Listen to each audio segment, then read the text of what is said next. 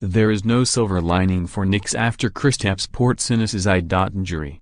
The New York Knicks learned their cornerstone, Kristaps Porzingis, tore the ACL in his left knee during Tuesday's 103-89 home loss to the Milwaukee Bucks and will likely be sidelined for at least 10 months after surgery, a huge blow to a franchise that just can't seem to get itself back on track.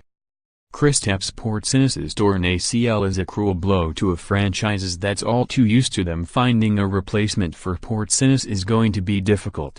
Dubbed a unicorn by Golden State Warriors star Kevin Durant for his unique skill and athleticism, Porzingis is part of the league's group of gifted big men with the size, speed and savvy to space the floor on offense without sacrificing defense at the other end of the court. Before his injury, the 7'3" Latvian native led the Knicks in points, 22.7 per game, while adding 6.6 rebounds and a league-leading 2.4 blocks per game. "It's deflating because he's a big part of what we're trying to build around," Coach Jeff Hornacek said in his news conference immediately following the game. "A lot of stuff runs through him."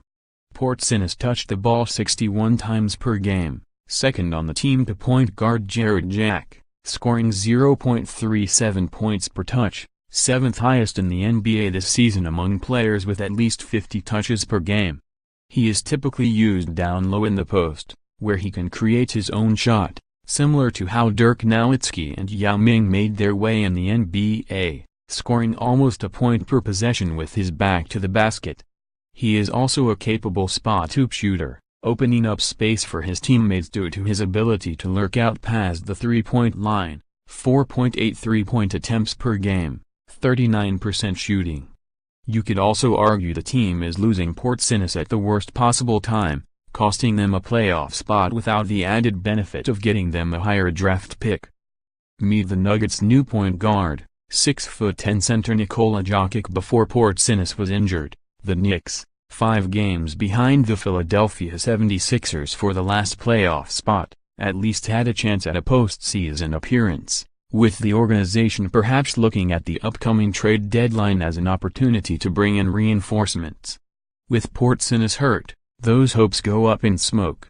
Overall, the Knicks scored 105.5 points per 100 possessions while allowing 105.4 with Porzingis on the court, essentially breaking even on the scoreboard.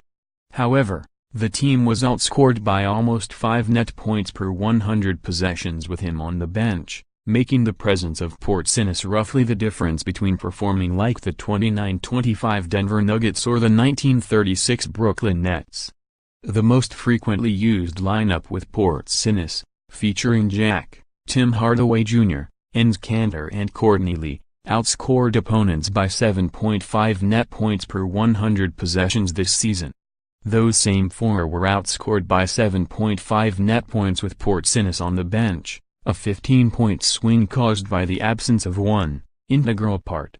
Those are worse results to be sure, but with only 27 games left on the schedule, a schedule that was already the 7th easiest in the league this year and the 4th easiest going forward, there just isn't enough time for the Knicks to be terrible long enough that it makes an impact on their draft position.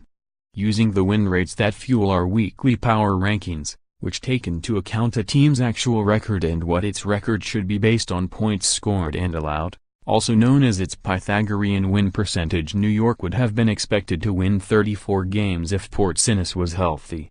With him unavailable, that drops down to 31 or 32 wins at the end of the 2018-19 season. The net result, a difference of 1 or 2 draft slots in the upcoming draft. Read more on the NBA, John Wall amused, or maybe bemused, by Gortat's tweet about team win NBA trade deadline, latest rumors, news, analysis. After John Wall's surgery, doctors provide a glimpse of what his recovery could look like, how Kobe Bryant helped shape the defining summer of Kyrie Irving's basketball life, how NBA teams' reckless spending on 2016 free agents is crippling them.